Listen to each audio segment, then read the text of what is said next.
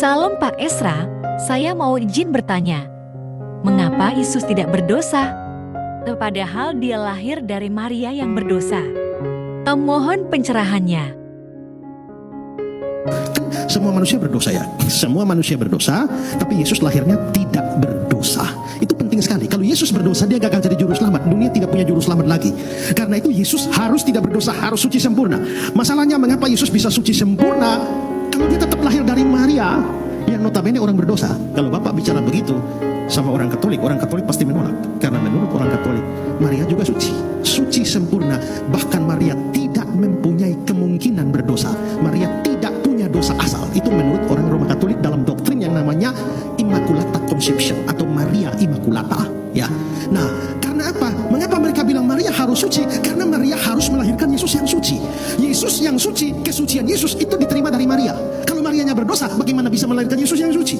Maka supaya Yesus suci, Marianya harus suci.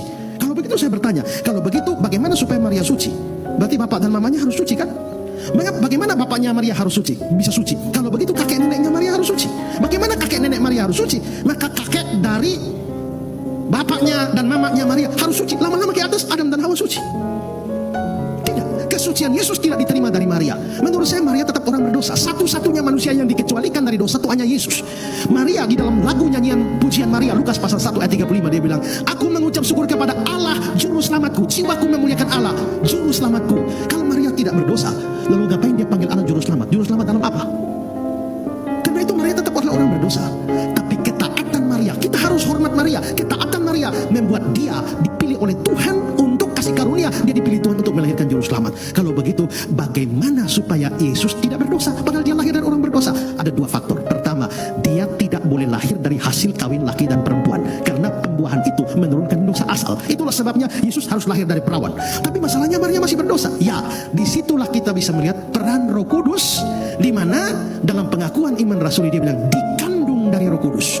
Dia disucikan, maka bayi janin Yesus di dalam kandungan itu disucikan oleh Roh Kudus, sehingga Yesus yang lahir itu disebut yang kudus dari Allah. Lukas pasal 1 ayat yang ke-35.